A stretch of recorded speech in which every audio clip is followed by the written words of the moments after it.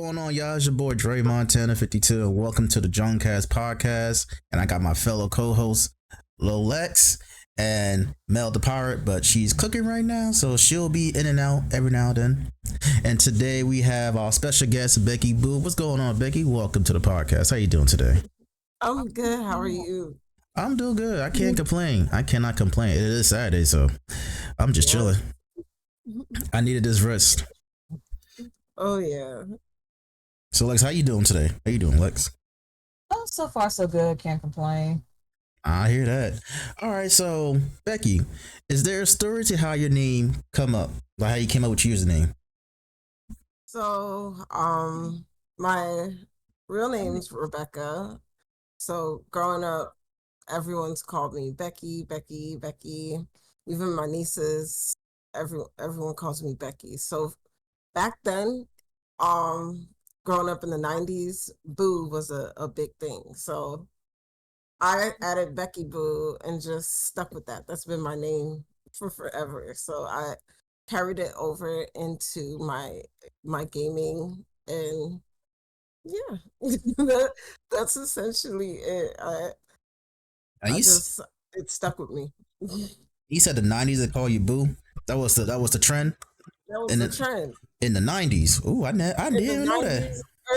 Early 2000s. Yes, the early 2000s too. Oh, okay. Yeah, I never knew there was a trend back in the 2000s either. Man, I just You did it? nah. People just call you Boo. Nobody was like, "Hey Boo," like, Hey Boo, how you doing? What's good? Hey Boo? Nope, not at all. Not at all. Sorry. No, that's not to be sorry about. I just never had that encounter before. I never had it. Or maybe I did. I just never realized it. Yeah. Boo, that's like a casual thing. Like how people say honey when you be at the diner and shit. They be like, "Hey honey," like they should say, "Hey Boo." All right, Becky. So, what inspired you to start streaming? A multitude of things. So Ooh. one being,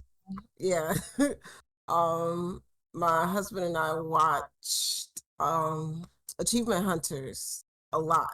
Like maybe the early 2013, somewhere around there. And we just really enjoyed the content. But for us it was like we wanted to be Black representation.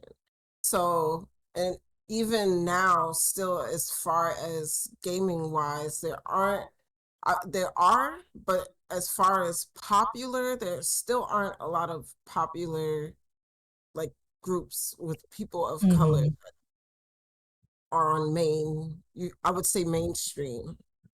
So, seeing that, it was just like, you know what? Let's try. So when I first started streaming, my husband would backseat game with me because he didn't really want to be in front of the camera. Still doesn't, but he streams. But nonetheless, it's just like, yeah, that's where it all started. And for me, I just game a lot, even with our friends in college. Like we used to host game nights, everything. So it just kind of spilled over into that because it's like, oh shoot, literally, and when COVID hit, we were playing Jackbox Party Packs on Google Meet. That was like before like we even thought to even utilize Discord. But nonetheless, it was like so easy to just do that. And I'm like, that's literally what I'm doing with my friends. So it's like, so everything like compiled, it was just like, man, just go ahead and do it. Yeah. Speaking about game nights, man, of those days, I don't know, y'all do game nights like how I do it. Like when I do game nights, it's basically like board games like Monopoly, Trouble, and then card games like Uno.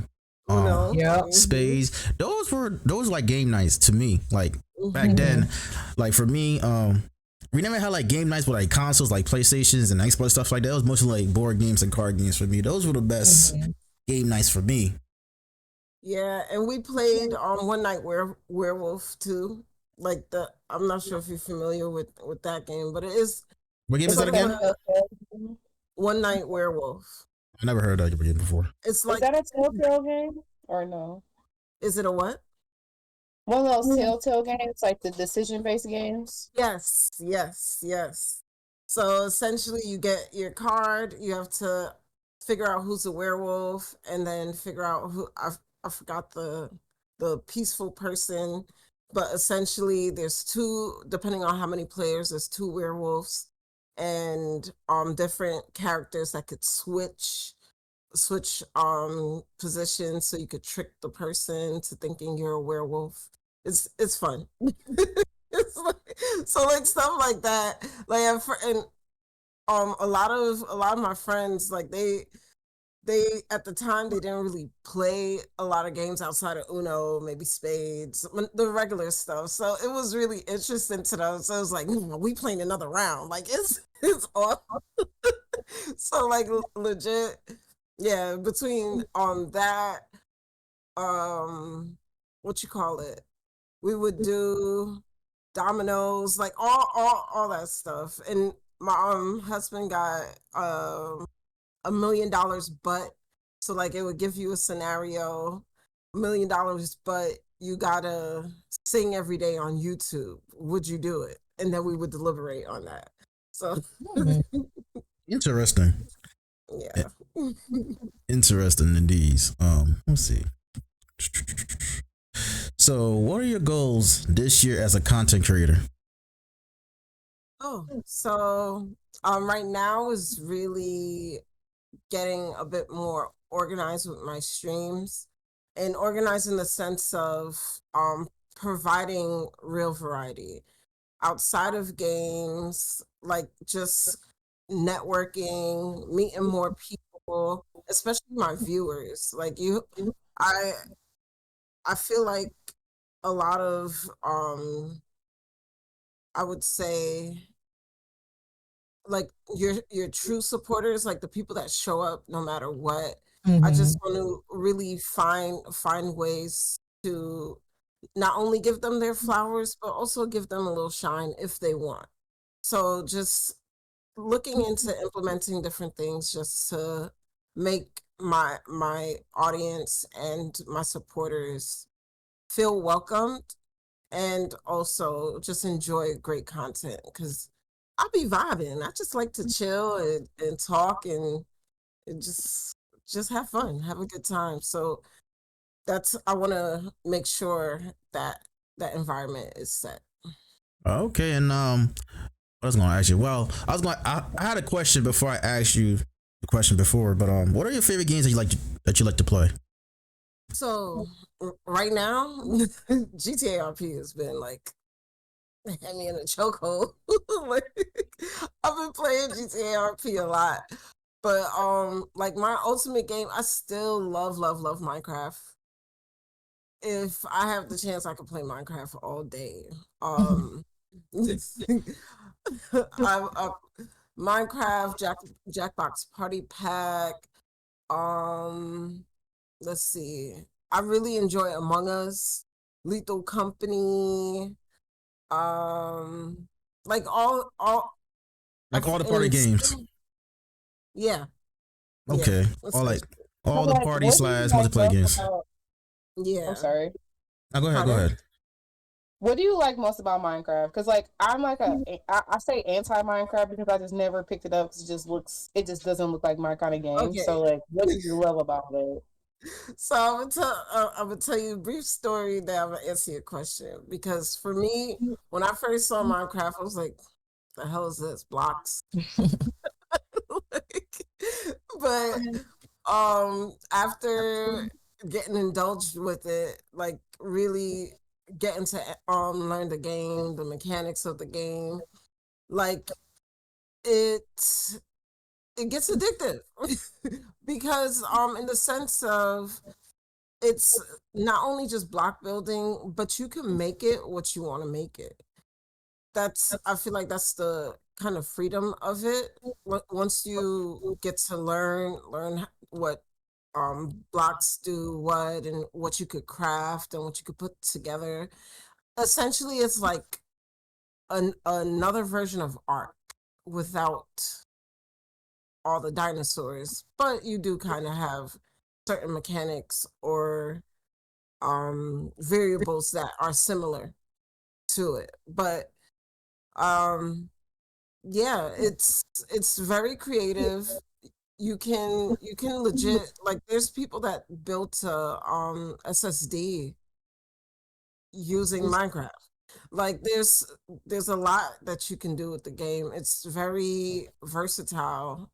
Like, people create whole cities. They use it to map out architecture, like to design things. So it's just very vast in the ways you could use it. But for me personally, I enjoy just playing the game, like doing random stuff, trying to explore a cave, see how many ores I could collect. If I would die by a creeper randomly, if I fall in a cave and die from falling into lava, like all that stuff. And all It's that's in like, Minecraft? Yeah. It's been like over a year since I actually last touched Minecraft myself, but I played with a couple of friends at the time, and it was actually really fun. And I think it was out of like the maybe four other people I was playing with, I think one other person other than me was the first time playing. But I know one person got mauled by an animal, which was funny. yeah. The other person didn't know how to swim, so that was also funny. So a lot of very interesting and unfortunate things happened, but that's what made it great.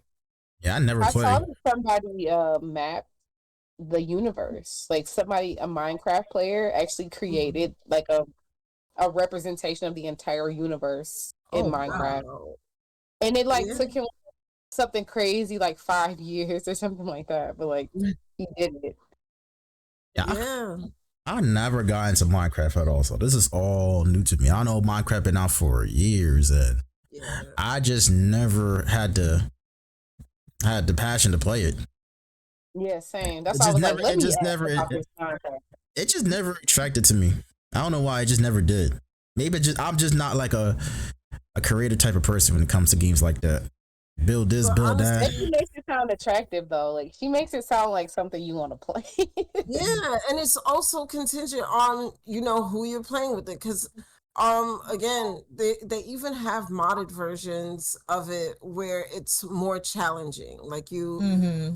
you start with one block. Literally, you start with a block of dirt.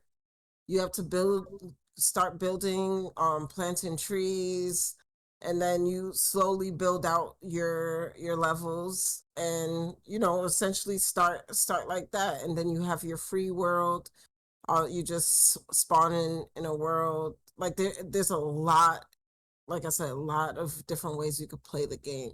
So that's what I feel like what makes it so versatile. It's like not just one way to play the game.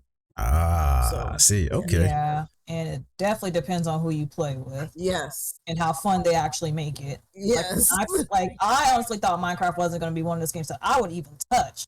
But then when my buddies convinced me, I was like, all right, fine. And actually turned out to be a really good time. So I do it again. Yeah. Yeah, I mean, I might give it a try. I might give it a try one of these I still don't know how days. to play though, but it's okay. It's Oh, sorry. no, go ahead, go ahead. No, no, no. It takes a little time because it's a lot. I feel like that's like with any game, just the persistence of playing with it. But once you get the hang of it, it's just like, okay, what I'm gonna do next? It's like, okay, I defeated the Ender Dragon. Like now I could go and revive it again. Let me go to the Nether and get the star so I could revive. Like it's a bunch of different things you could do, but it's really fun. And going back to GTRP, what made you get into Yes. like GTRP? So my good friend. So I met my friend Rob in on a Facebook group. I think that was around the time I met you. So this was like in the beginning of my streaming journey. Okay. Um I had made a post saying, "Hey, I want to game with some people." He responded, and he kept telling me about 5M, 5M, but I never felt interested in it. It was just like, whatever. Um, but then uh, September passed. I saw him posting it. It's like they were having a party. I'm like, yo, this is an actual party in a game. Like they were getting dressed up. He was stocking up the hookah at the lounge. I was like, yo, in a game? Wait, hold on. Time out. So you tell me that people was stocking up hookah in a RP, GTRP. That's what you trying to say? GTRP. Yep. Stocking. Okay. Wow. Yes. There's a lot you can do in RP. It's crazy. Even with the mods and stuff too, there's a lot you can do. Yep. So after seeing that, I was like, you know what? I just want to go see what this is about. Like, and I've been hooked since. So yeah, that's where it all started. I'll be hearing through the grapevine that some people when they play GTRP, sometimes they take it. They take it too far. They bring it to reality. I'm not gonna say for all RPs, just for certain ones that I heard about. That some people like to take it a little bit too far and bring it into reality. Like that's one thing about playing GTRP for me is like it's not that serious, bro. Like it's a fucking game. It's role playing for a reason. Like RP role playing. Like we just role playing whatever character. Y'all really taking this shit seriously? Nah, I'm good on that. I try my best to play RP, but it's like some people just take that shit too serious. Or you just take your shit too serious. I'm like, man, I ain't with this shit. And plus, I don't like talking to people like that either. So I really don't. See, I'm the opposite. Like I enjoyed like literally like this morning I was up because this one city I was flying in, they had a queue, so it was like almost 2 hours and like 50 or somewhere 2 hours waiting to fly in for 2 hours. Yeah. Damn. Yeah. So finally get in, and I met up with the people that I just met because I haven't flown into the city that often, but I just walk up to people. I'm like, oh hey, how you doing? They're like, some people are taken aback, like hi, and some are just like, oh, you're actually a sociable person. I'm like, yeah, like for me, I go in to have a good time. I go in with the intent of content creation. I go in just for RP, just for the game. But some people legit go in and want real relationships. They want to put the dot in the general chat so I can see what you look like, or all that stuff. Is like, no. What? Wait, what? And no. Yes. What the fuck? Oh my god, this gets worse. Serious. People are crazy. Some of them have crazy agendas going into these games. Yes, and some of them legit try to like really take a hold of you, like you theirs. Like, first of all, Jesus is my everything. You do not own me. I hear that. No, but nonetheless, it's really, some people don't have boundaries, and I shy away from them. I look for the people that also want to come in, have a good time, and just vibe. Once the vibes start getting weird, it's like, all right, bye, hello. And even like in one RP server or like multiple ones. Oh, I'm in multiple. At first, I was in one RP server because I was completely new to RP.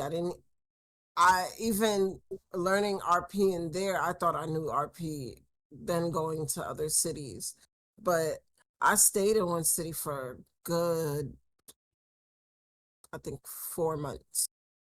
Good 4 months. before like going anywhere else. And even then I felt like going anywhere else like I was betraying the city. Like And within those servers, that you in, do you have like different type of roles you play in? Cause I know you might play one cop in one server, another one with ambulance. Oh, okay, Be a paramedic in another. Yep. So that's exactly what. So what roles do you play in multiple RP servers? If you don't mind me asking, of course. No, you're fine. One server, I worked at a Jamaican restaurant. The other server, I was a cop. In 3 servers, I was EMS. But one server, I was EMS. They promoted me to doctor. I haven't even flown in there. I got a notification like, you're a doctor. I was like, okay. Like, wow, what do I throw me in, right? I didn't even apply. Damn, multiple servers. Damn, that's a lot of servers. Yeah. But especially like with EMS, like in one city, TPLA, like right now, because I haven't been active, like they want me to reapply to come back in. Like I'll fly in, say hi to my friends in the city, and then fly out, go somewhere else in RP. And like in the city I flew in this morning, I don't have any roles yet because I'm trying to decide if I'm going to do EMS, if I'm going to do PD, or if I was even realtor. Like I feel like I've played every role. I can see in multiple servers. You might as well. Yeah. Might as well play every role. Yeah, I was talking to one of my friends last night, and I was like, the amount of clips I have for my RP, like I need to make a separate Instagram for it and just constantly just post it, because a lot of funny stuff happens even with me. I call myself the second best driver. I'm a horrible driver in game, but I troll my chat like, yeah, I'm the second best driver just to amp them up. Like, I'm not gonna say I'm the best, but you're just good at it. Yeah. Not the best, but you're good. Yeah. I definitely feel you on that one. I mean, I'm gonna try to get back on. I mean, I'm also in the RP server, but I'm just not active like that because most people who go to these servers and be active at nighttime and on the weekdays, I'm at work.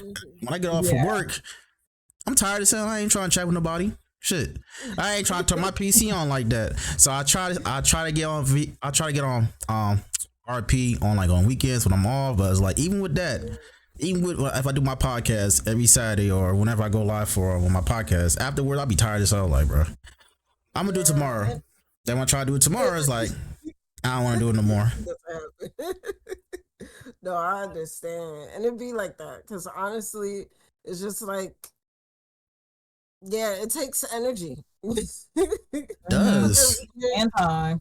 Yep, and time, because you're legit spending time trying to, all right, think like, all right, I'm not thinking like me. What would this character do in this situation? Like you're trying to create scenarios and constantly thinking. It takes a lot. And I don't got the mentality after work or whenever just to talk to anybody on RP. So I mean, I still have it on my computer, but I just when I'm ready, I'm ready. Just that's it. When I'm ready. So who want to ask the next question? Okay, so next question is, who or what motivates you to keep streaming? So I would say like again, it's a multitude of things. Like still, I'm again looking to really team up with people. Like I genuinely want to find my people so we could build. I'm a person that holds a lot of knowledge. Like I try everything. If there's something that seems very daunting, and like too hard to do, like I'm gonna take my time. I get very tunnel Mhm. vision Mm-hmm. at times, especially with things like that, to really try and figure things out. And then once I get it, it's over. And then I move on to the next thing. I feel like I'm self-diagnosing a little ADHD, but it's stuff like that. Like, it's just like, okay, figured it out. Let's go. Okay, what's next? So it's like constantly trying to um figure things out, so then when the dynamic is there, it's like boom, I'm ready to go. Mhm. Like, I'm ready. That's just it. So it's just networking, meeting more people. I would say even just being there for people, because as a streamer myself, knowing how I started and what it took to even just get more than 2 viewers at a Mhm. time, it's like, why not, still be there to help somebody or encourage somebody, like, hey, it's okay. Because I have my days where I get 40 people in a stream and average at 30 something, and then I'm averaging 3 for a stream. And it'd be like, and it could be very discouraging, especially for someone who doesn't know. Like, that's just how streaming is. I'm Mhm. glad. So, I'm glad you said that too, because I Yeah. know people like I'll be having days where I have good views. I have like a good. I average like what on a day if I stream today or whatever. I average about like what 20 something views on my stream, live Yeah. viewers on my stream, and then the next day when I stream, I probably average about like 3 or 4. So it's like it get a little mhm, discouraging, but I don't let that shit get to me though. You know what I'm saying? And Like if exactly. sometimes it's not even just that, it's not even the fact that people don't know, it's just people come in with super unrealistic high expectations thinking they're Yes. going to get what they want right then and there, when that's not the case. Your Yep. view count is always going to fluctuate, because you also have to understand streamers were also supporters too. Mhm.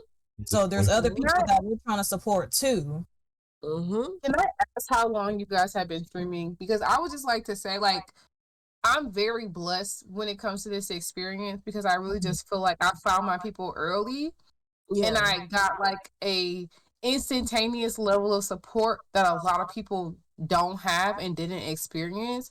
So like Mhm. as a for me, I'm a new streamer, but I have a lot of people that come and support me and like I support other people. So I just like to hear like how long have you been streaming like to know the difference in experience between okay, I've seen zero streamers, like, you know, zero viewers and 12 Mm. viewers and 75 viewers and 100 viewers. Like Mhm. it's to know how you guys fluctuate. I think it gives people a more realistic expectation of like what happens when you do stream. Cause like Yeah. I feel like my experience is not typical. Like I'm very blessed. So I don't have that outlook and that perspective. So when people ask me about like my streaming journey, it's very unique. I'm not able to tell people like, oh, I know what it's like to stream to zero people. I've never had to stream to zero people because I've had people who like told me to stream. So my friends were like, "Oh, you need to stream, you need to stream." So I've had Mhm. Yeah. friends that were like waiting on me to stream, and so Yeah. like I just like to ask about that from the opposite side, or not necessarily the opposite, but like other perspectives. So for me, I started in 2022. I think it was somewhere along August. It didn't take me long to get affiliated. I did a lot of networking, like a lot. So like my Jackbox party, and even now, I feel like anybody that were to play Jackbox, I got a lot of views, and that's what really set me apart. I do have my friends, like I said, my gaming friends that supported, but then there were times where, again, everybody's there. I could have 25 views, and that was me as a new streamer. I have 25 views, and then I'm streaming to, I know my husband's watching, and then maybe one of my friends. Like when I switched to Minecraft. So then um yeah, experiencing that as a new streamer, and still, like, even after I got affiliate, it was still like, yo, is it that people just don't want to watch? Is it the games? Like, what is it? It'd be like At that. yeah, and at that time, I really didn't understand. It was just like, but again, I took a break because my son was really young when I started. I think he was a couple months old. As he got bigger, I was focusing on my career outside of streaming, which is real estate. And then I just started, I would say I started back around December. I think I streamed in November and then became more consistent in December of 2023. Okay. So Yeah, when I first started, when I started streaming around like November of 2020. As soon as I got my PS5, I started streaming. Like, I ain't know anything about streaming. One of my boys was streaming on Twitch, like, oh, if he could do this, I could do this shit too. So I started streaming, and that was like around COVID, things starting to open up, stuff like that. But to me, that was like a good ass time to stream because everybody was at home chilling, whatever. And yeah, that's when I first started streaming. And yeah, I understand where you're coming from, Becky, because like, as a streamer, he's like, yo, if I stream this game, would I have many people come to this stream by playing this game, or just to play, or I gotta play this game for the people to come through? So I told myself, I'd rather be a varied streamer because I can't play one game. I'm just one of the people. I just can't play one game on my stream like that. I just can't do it. I just can't. Like, I seen people play Fortnite all the time. People play Apex all the time. People play COD all the time. I'm like, if that works for you, cool. It's just not gonna work for me. I'll play those type of games though for like a good amount of time until I get fucking bored, and I'll switch over to another game. yeah. You know what I'm saying? Okay. So for me, I started streaming around April of 2021. At the time, there was a lot going on. I was kind of going through like a depression phase because, I graduated from college not that long ago with the original career I was trying to go into, but got screwed over. I didn't try to fight and everything and basically got nowhere. And on top of that, I was unemployed. So I was like, damn, what am I going to do to keep myself busy? I already knew about streaming, but already, I am a gamer. I've been a gamer since I was a little girl. So I've been doing it for years. How many years? Yeah, so then I just decided, I was like, well, I'll see if I can, do it. Just get a camera, a little PC set up, and just start doing it. I streamed Fall Guys for my first ever stream. Had like actually surprisingly one person, but then I knew I needed to network. So after that, I started finding gaming groups and all that, and that's pretty much what led me to where I am today.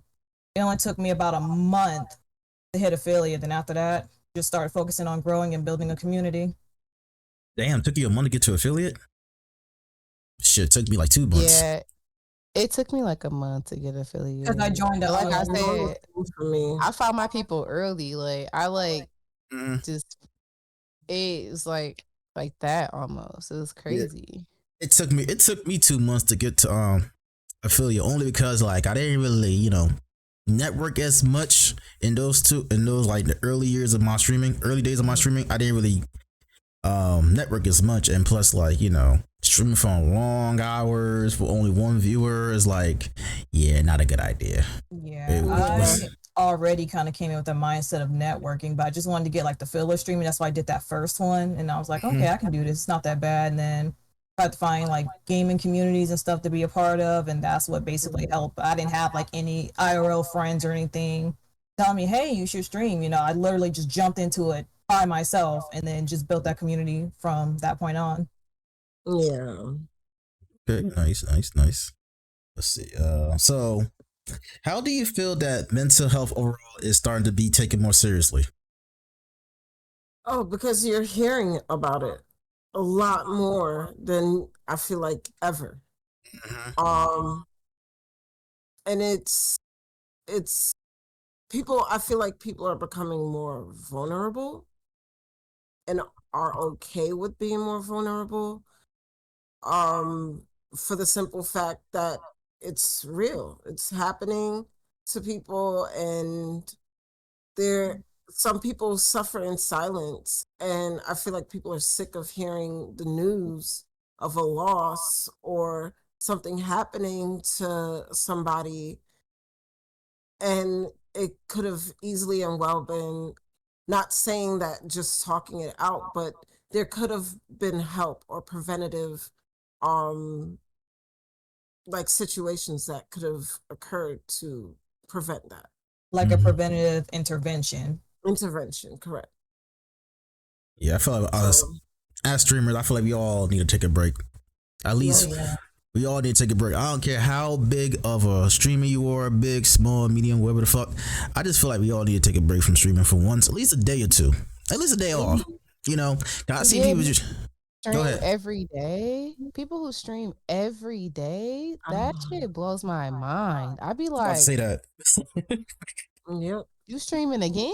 Like, you don't have no off days? Like, I mean, I get the grind and I admire that, but also it's like a constant barrage of interaction. Like, don't get me wrong, I love to yap. Like, I love to yap. I'll talk to you, I'll talk to strangers. Like, it doesn't matter. But when you have people consistently, because gaming for a lot of us is like our peace. But now we're sharing our peace with other people. So it's like having somebody in your room, like your little brother in your room, watching you play the game, and he like just keep talking to you while you playing your game and shit. You gotta talk back. Like, to not take no break off of that is just crazy to me. Like, because not only that, but expecting people to show up every time stream, make it make sense. Yeah, I would not recommend streaming 7 days a week. I would not recommend that. No. Especially that type of person like you want to grind every single day and not getting no type of results of it, and then you don't get mad, and then you're gonna be blaming other people for your fuckers. I'm like, you did that to yourself, buddy. Sorry. You know what I'm saying? It takes a toll even on the viewers. It's like you get fatigued. It's like, all right, I want to see something different. I want to go somewhere else, or even they have lives themselves. They want to go outside. It's getting warm outside too, so it's like just the constant like, oh, she's on. It's like, I'm gonna see her tomorrow. It's like now they know, like, okay, I'm gonna skip this one, and then you're upset, like, yo, but you're always in my stream. You can't. And I feel like especially new streamers, you have to know, and just streamers in general, you cannot hold anybody accountable for coming to your stream. Not one person, nobody. Not even your spouse. You can't sit there and say, why your view was no one's obligated to do anything. The goal here is you set your time, you provide the content, you show up, and whoever shows up, appreciate them. Just be grateful somebody showed up. And if they don't, use it as a YouTube video.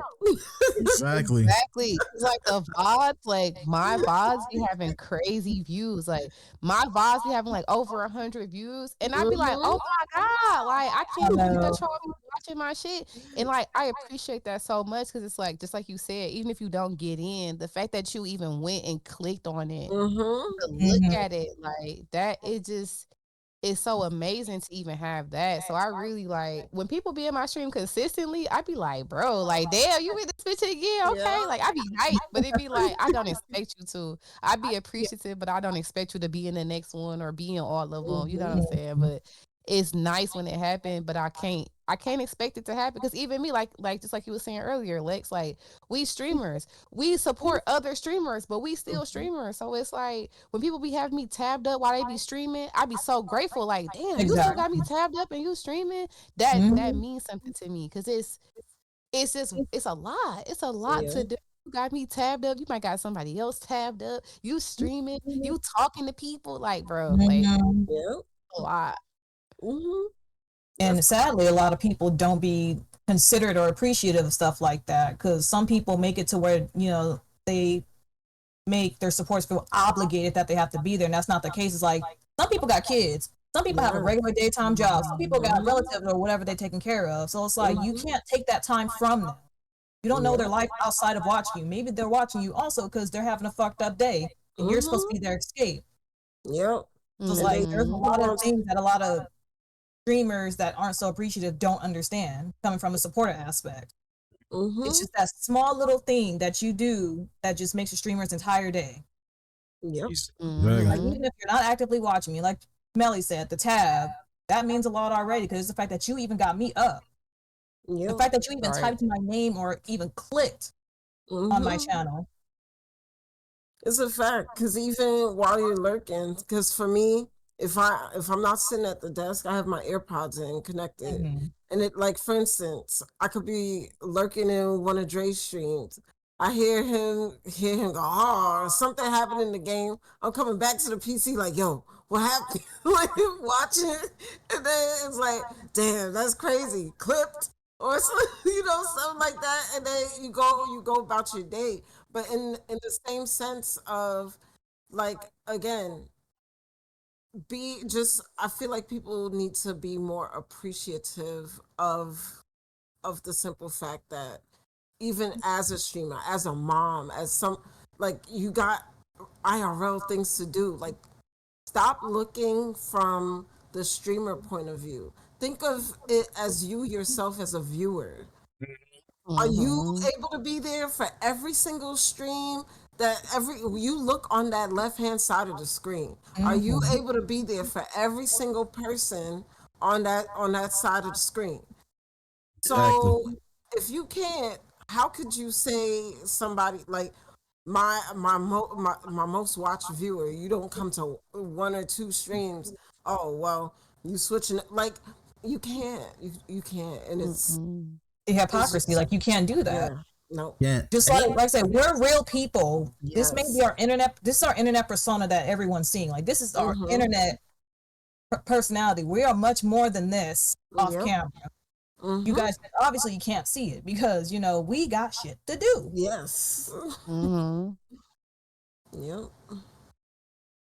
So.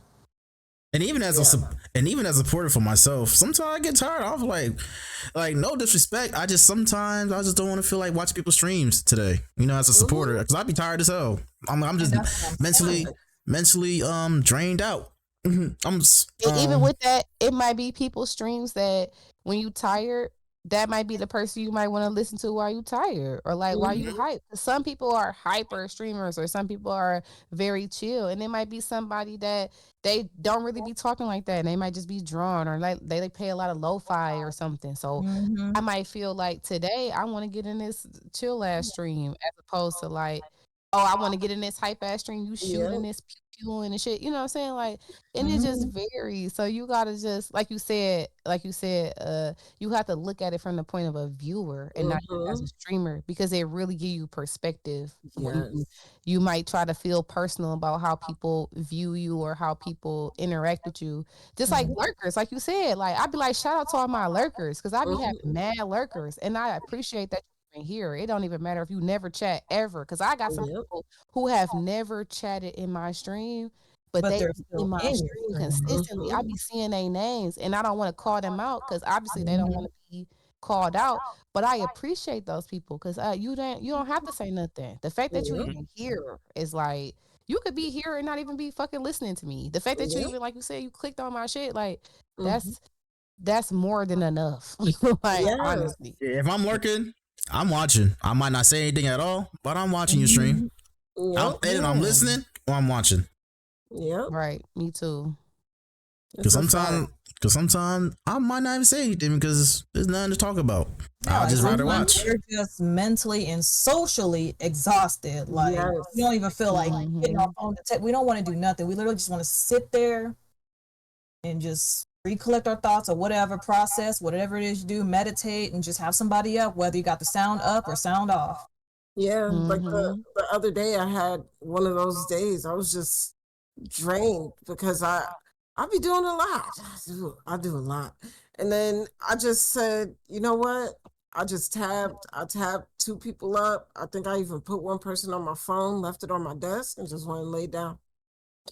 Just lay down, put it on mute, and just lay down. For the first, I feel like this week, for the first time, like I've actually been watching TV. Like I've been so like I said, I get very tunnel vision when I want to figure something out. I'm just like, nope, I got to do this, got to do this. And not saying that everything's figured out, but I just got tired. And I was like, no, I'll just put you up. I'm not gonna say anything. I'm not even gonna, normally I would just send a couple hearts and then leave, but I didn't even do that. I just opened it up and just went and laid down. And that's how it be. But listen, you there. Yep. I might not say much, but I'm here in spirits. Still there. Right. All right, so I got a question for you, Becky. What are your thoughts on future of gaming? What is your thoughts of the future of gaming? Oh, I think it's definitely. I feel like right now we're like the beta, the beta tester. Ooh, speak on that. Speak on that. That's interesting. Honestly, because the way technology is evolving, you have VR. I feel like future gaming, you'll have full immersement, like some Black Mirror shit. Like you're like full body control type shit. Yes, like everything. You just go into a deep sleep or something. Here come my son. He just got it. But you go into some deep immersement or some sort of sleep, and your whole mind is just fully immersed into the game. And I feel like it's real. I feel like they've been testing it. They're trying to figure out more stuff, but yeah, I feel like we're the beta testers for I feel like even streaming in general. Like I feel like everything is going to be more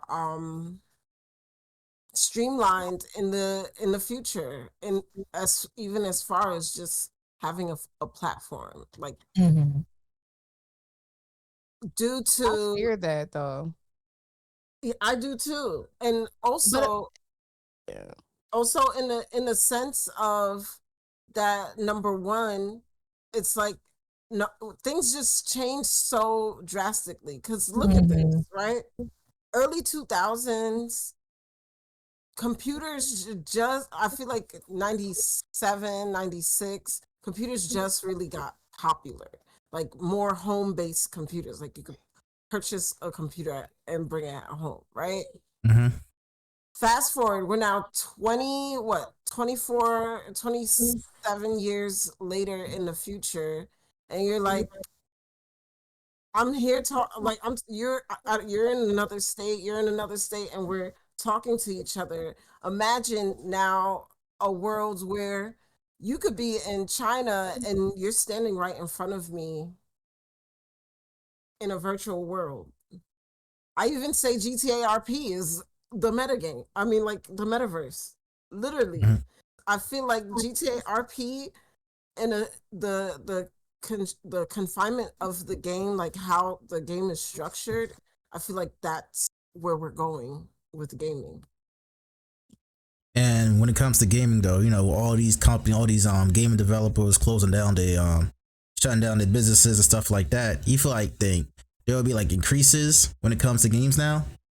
Like instead of like being a $70 games, it's gonna probably be up to $80 or $90, $100. Yeah, because now, especially because of COVID, number one, companies are realizing you could do everything from home. So they're utilizing that to their advantage to really get more work out of people. And not only that, but save money on their end. And then on top of that, more profit, because there's less upfront costs to do certain things. You're still paying your employees, but you don't have to think about paying rent or paying the mortgage for a place, for a building, a structure to have people. So now they can it's like people are already used to the games being $60. So why not up the charge, and we get to pocket more, and our You don't have a lot of investors building win. overhead. Like you're not, like Yes. you said, you're not paying a lot of overhead. But then also you think about the advancement in AI, right? So like you're a coder, you make video games. I have AI now to do a basic version of that code. And all I need is for you to check it. So it's no longer a team of 60 people doing the code.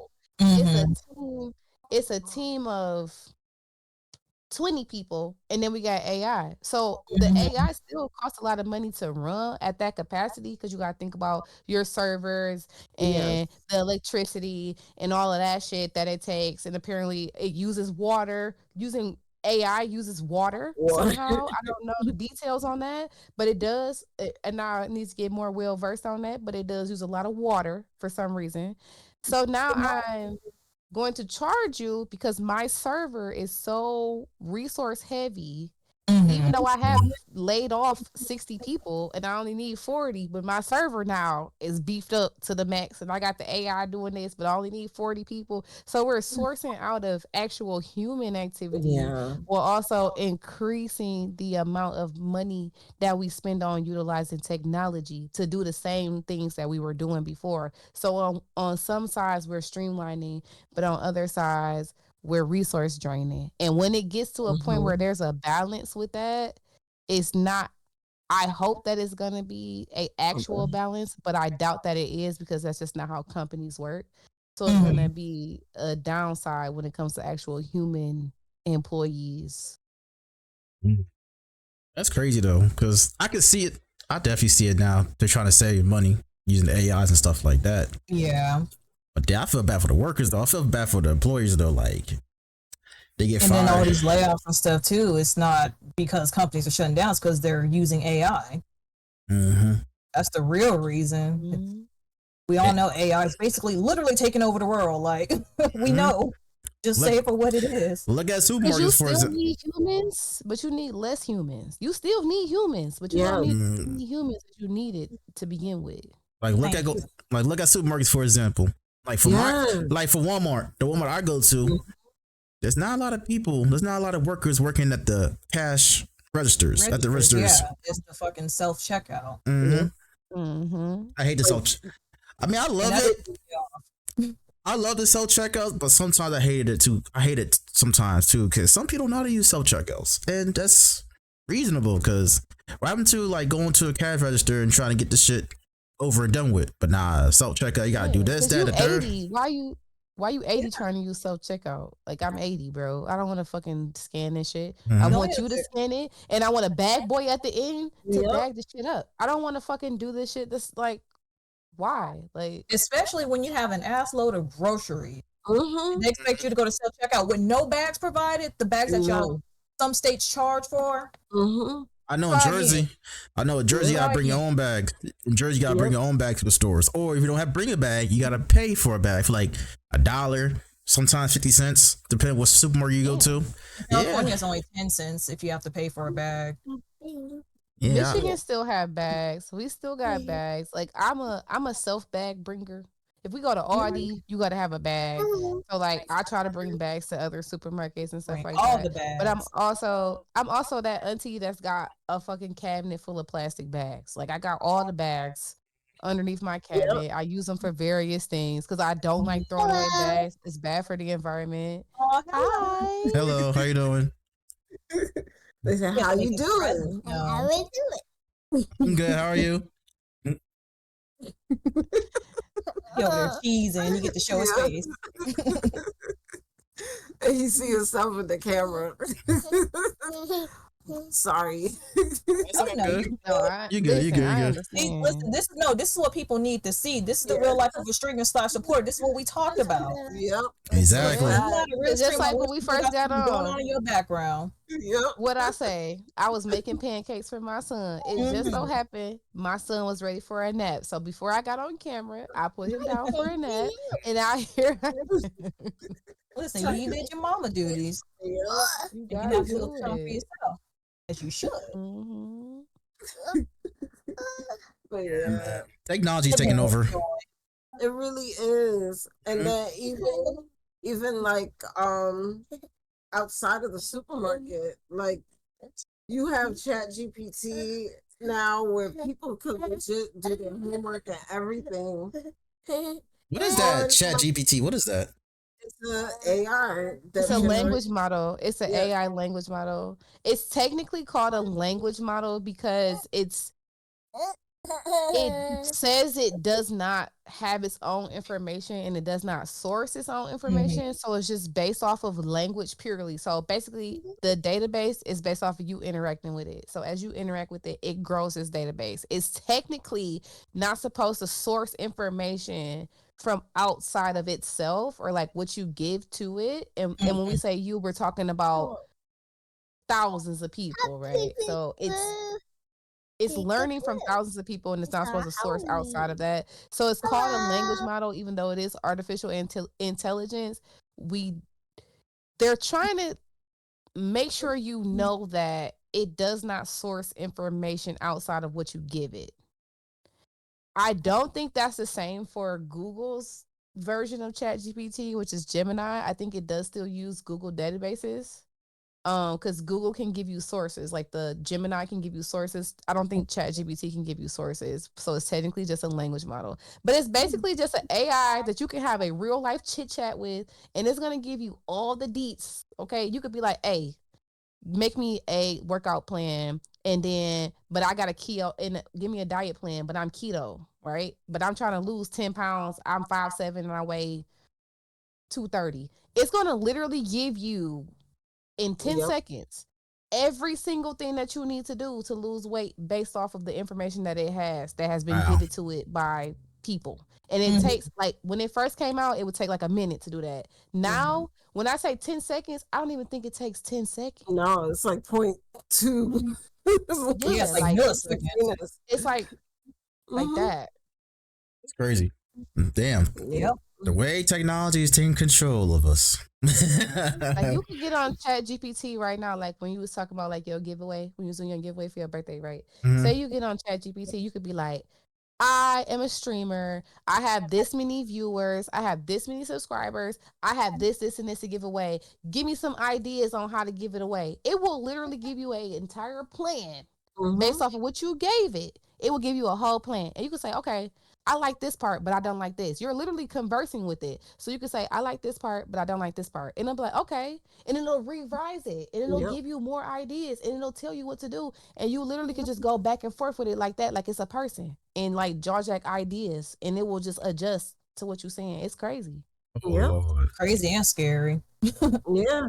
It's like, what else are you listening to when I'm not talking to my computer? Because you can do a whole you could do a marketing analysis too, like create your ideal person, right, and have it formulate what the person does, and then even cater your content towards that person. Like it literally, you can use it to do just about everything in terms of information. Okay. Yeah. Right, that's my mama. It's So- okay. I'll be having somebody walk in my background too sometimes. It's actually chilling for now.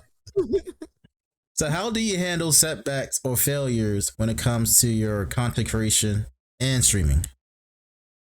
Okay. I would take a very short step back. I allow myself to feel the emotions, number one, because I've even recently had an experience that happened to me that I never would have thought, and I just sat down after the fact and just expressed myself, number one.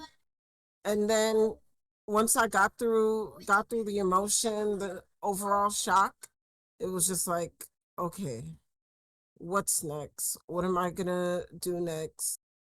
I'm not giving up.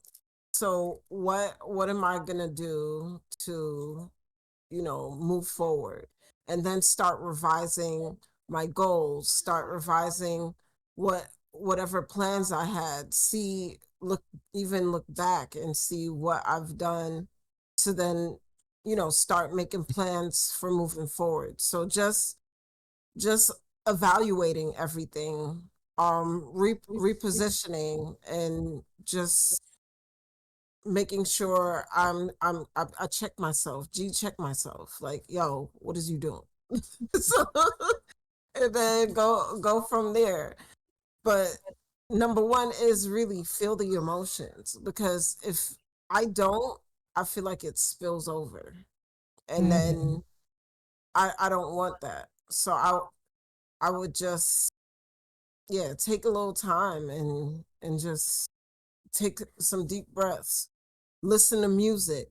Oh, that's my biggest thing, especially while I'm doing all my research and looking at things. I would turn on my headphones, put the volume up. I'm either listening to 90s R&B, Afro beats, dancehall, soca. I'm Hey, Caribbean background, so I listen to it all. I'll sit there.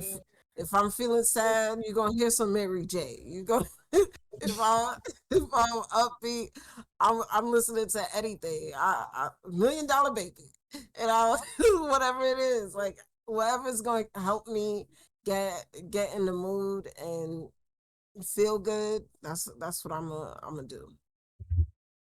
all right. So I have another question. Mhm. So what is your favorite gaming console brand? Is it Sony? Is it Nintendo? Or is it Microsoft? Huh.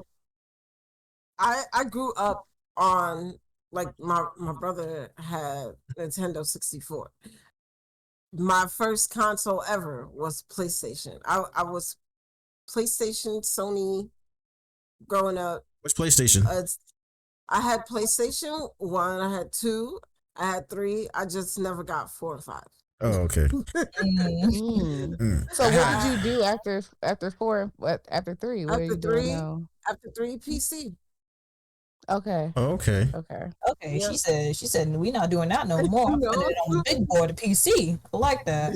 That's a good pipeline though. Like Yeah, for me, it had to be Sony for me because I played every PlayStation from 1, 2, 3, 4, and now 5. And that's before me too, but after that state of play, Yeah. which one? This year's this week's state of play that just passed? yeah, I said that I'm low key embarrassed to say, like, I'm a Sony fangirl, but after that state of play, Yeah, I was disappointed. I was literally disappointed because I see. Well, I can't even say disappointed because I already know it's gonna be I'm about to disappointed with this start state of ripping play. PC. My PC don't do shit, and I'm about to just start ripping PC. Mhm. No, but PC is really where it's at, honestly. It is. It is. Oh yeah, done Definitely that. where it is. You can literally get an emulator and do anything. I have a PS2 emulator and a GameCube emulator for my PC. But yeah, the state of play. Let's go back to the state of play though. That state of play really let me down. It was horrible. Nah, bro, because like of all state of play that came out this year, that showcased this year, so far, this past Thursday was the disappointment. Ass. Let's talk about how fucking. Why did Sony try to sabotage Konami like that with that weak ass fucking Silent Hill shit? Like they tried to sabotage so bad Explain. that if you did it, okay, so listen, okay, boom, right? So you watch a set of play. Yeah, I watched Everybody's it. excited because you know Silent Hill, some shit about Silent Hill coming up. Like I heard some rumors. You ain't know, so Nah, listen. I 'Cause was you didn't I watch. was excited for this one anyway. I already knew for a fact it was gonna be some bullshit state of play. I already knew for a fact it's gonna be a Listen. bullshit state of play. So you got you got a little buzz going on. You feeling like you about to get something because we used to good shit. Like we're used to a certain standard of this shit, right? Mm-hmm. So they listen, I just got so let down with so many of these fucking trailers, and then I was excited about God of War just because it's God of War, even though it's PC. I just was hyped about the shit in general, just because I was just hyped. I ain't even gonna play the shit on PC, but I was hyped about it for the PC players. So I was hyped for everybody else. Then we get to this. Hold on, before you continue though, do you know that you need a PSN if you play it on PC, right? If you're playing the God of War Ragnarok on PC, you must. It requires a PlayStation Network account to play it. I feel like that's fair. We're talking about Sony. We're talking about Sony. But here's the thing, though. We're not talking about. We're talking about Sony. Like, I feel like that's fair for them. But here's the thing, though. Didn't they try that with Helldivers 2? And then people was complaining about that shit. And now Helldivers 2, you don't need a requirement for that. And now you got. I believe what it was you needed the PSN for the installation. But you didn't have to stay connected to it to play it, was what I was understanding about it. Oh, okay. But continue on. Was that you, for like updates and installation, you needed it, but you don't have to stay connected to PSN to play it? That was my understanding, but like I said, I'm not a PC player, so I don't know. I'm a PlayStation player. Get to this motherfucking Silent Hill. It looks horrendous. Now, don't get me wrong. Konami ran the trailer for it afterwards. They had a Silent Hill transmission.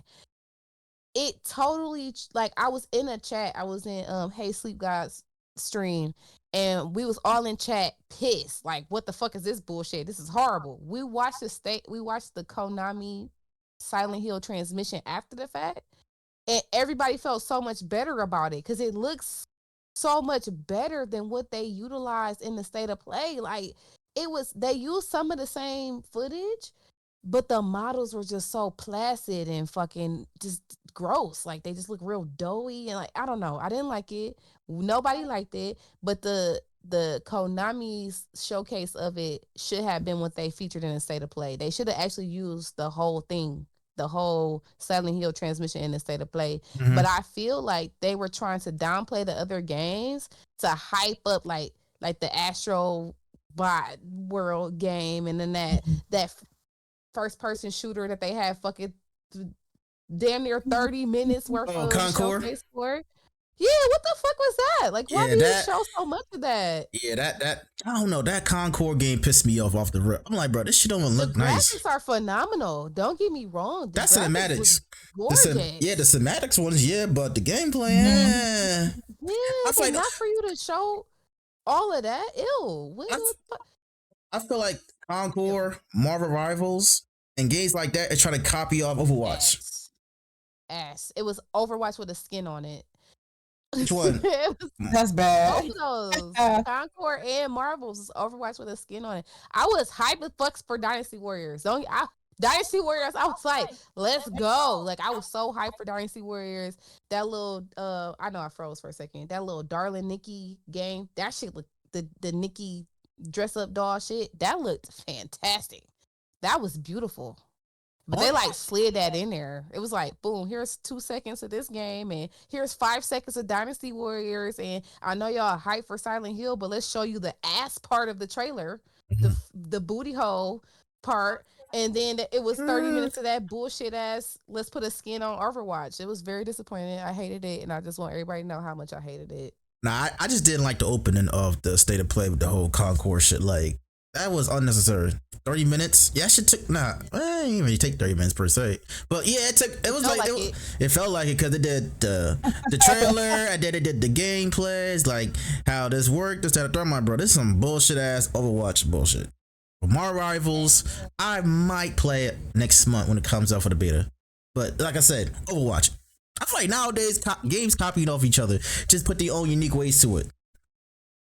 Marvel can be free to play. If it's free to play, yes, it would be free to play. Cause I know PC had a beta not too long ago. Now the PS5 having a beta next month, so definitely gonna I'm definitely gonna play that, see how it is. But I don't know. I might not like it. I don't know.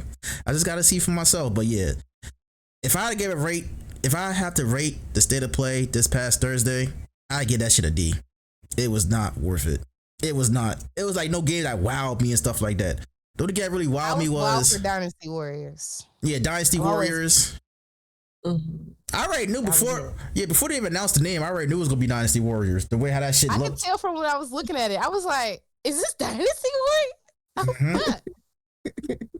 I knew that shit off the motherfucking rip, boy. I knew that shit off the rip. It just was giving. It was giving. It was giving Dynasty Mhm. Warriors. Like, Yeah, I'm gonna keep get. hope alive.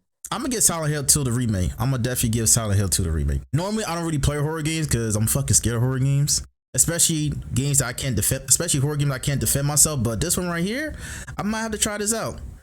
And I don't really play horror games You like gotta that. know that the in the Konami transmission, like the Silent Hill transmission, they did say and point out that your battle is going to be like a person that's never fought before. So my man's not a fighter. So Yeah. they made sure to showcase that when you fight, he's not a fighter. So it's like a regular person with a pipe. Like, oh fuck, I'm just trying to survive. Like that's how That's like fucking it's Ethan. gonna be. That's like fucking Ethan from Resident Evil 7 and 8.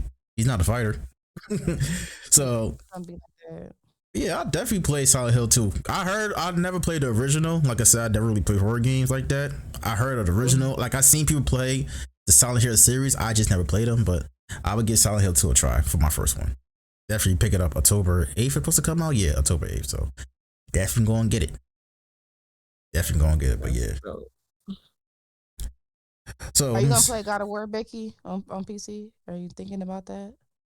I honestly, I would maybe try it, but I'm not really a God of War fan, honestly. Like I've watched gameplay, like I'm gonna say, what you mean that face for? but- But okay, I get it now. I knew that was coming as soon as I seen her. As soon as I seen Becky. Becky shaking her head, I already knew Melly was going to be. Becky, more than- Here we go. listen, Becky. I'm on the same page as you.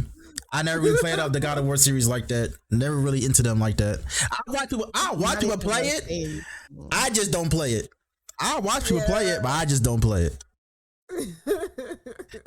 But speaking about upcoming games, though, what are some upcoming games you're looking forward to, Becky?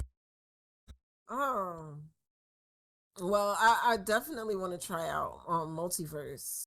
Right, you can't technically really call that upcoming because the game already out already. Upcoming. Okay, so you're talking about not out. Yeah, not out Honestly, yet, but soon. I haven't been following games. I'm be honest. It's just when I hear it come out, I'm just like, okay, is it something like if it piques my interest, I'm just like, I'll try it. If not, I'll listen. I either watch somebody else stream it, and then if I'm piqued, I'm just like, okay, let me give it a stab. But I'm not an avid like I don't really read or look on upcoming games. Yeah, I'm that type of gamer. Yeah. I just know I like to play, or if I've seen it, I'm like, okay, or okay, I'm capping. I am capping. I just thought about it. GTA 6. GTA 6 next year, next fall. I see. Okay. Yeah, I would definitely. I would if I have to. I would get a console to play. Yeah, because it's not Mike. You're gonna need a console. You're gonna need a console for that game because because the PC version ain't coming out until probably next around 2026. Yeah, 2 years, a year and a half at best.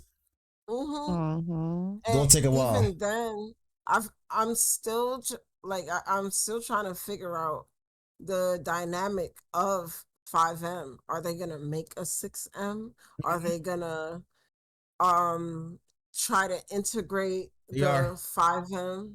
They are because Rockstar is already partnered with 5M already as it is. Yes, I know that. I know they bought it out and also have them on their team. But I want to know if they're gonna keep it as under the same umbrella. Most likely. Or are they still gonna separate it and make it like a 6M? But I don't see why not. Because 5M already popular as it is with RP servers already for GTA 5, so it'll be more popular for GTA 6. Because think about it, when you play the game, when you play GTA 6 when it comes out, imagine that shit to RP, imagine the graphics, imagine the shit you could do Yeah, Especially with the crazy. location and Because the map. RP is already insane. RP, Yes. I feel like they're gonna take a lot of inspiration from RP and put it into GTA 6. Because RP is crazy, real even- crazy. Exactly, because look at the trailer. Because you in Miami pretty Yes. much, and then like, and this one right here, it's the map is way bigger, way more bigger. You're gonna be like in the beaches, in the city, in the trenches, in the swamps and shit like that. So, the game gonna be crazy. Before we move on, I did see in chat, and then what I forgot about in my rant about the state of play, we didn't get nothing about the Wolverine game. We didn't get a droplet. We didn't get a mention. We didn't get a flash. We didn't see no claws. I'm disappointed in that. I'm really disappointed in That's that. why I say that's why I said the state of play is disappointing. That's why I don't be looking forward to the games I be saying on the state of play. Like state of play is bullshit. Like you really gotta be looking at the trailers during the Summer Game Fest starting on Friday. I feel like that's where all the companies come together for that one event this Friday coming up. That's when you're gonna see most of the good games. I feel like. Yeah. Next Friday. So, this Friday coming up, Summer Game Fest. That's what like companies from like Sony, Microsoft, 2K Games, Activision, and so many more are gonna be there. So you probably gonna see a lot more games than we expected. I hope that we see some shit from the Wolverine game, because I'm actually like hype about that. Like I need to see more. I need more from that for sure. I mean, shit. All right, people already leaked the fucking game already. People already leaked like videos and pre-release shit. So not enough. Yeah, but they know what we want, and they know what the people want. They know what they know what we want. They know what game it is that we want. They know what gets the people going. Yes. I don't give a damn about no leak. I don't give a damn about no game leak at this point. You better show us something more improved and better, and we want Wolverine. Because it needs to be better than the leak. Like it needs to be better than the leak now. Because it's been leaked. We can't have that. It needs to be better than that. A leak ain't shit. We'll see. A little sneak peek, a preview, that little sprinkle in there of Wolverine. That's what we want. We got jack shit. Nothing.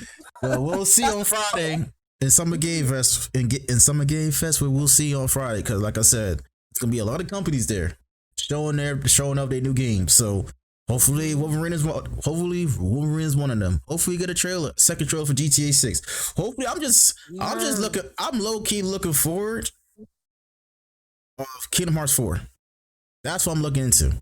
That's what I'm looking forward to because Kingdom Hearts 4. Yes, I love the Kingdom Hearts series.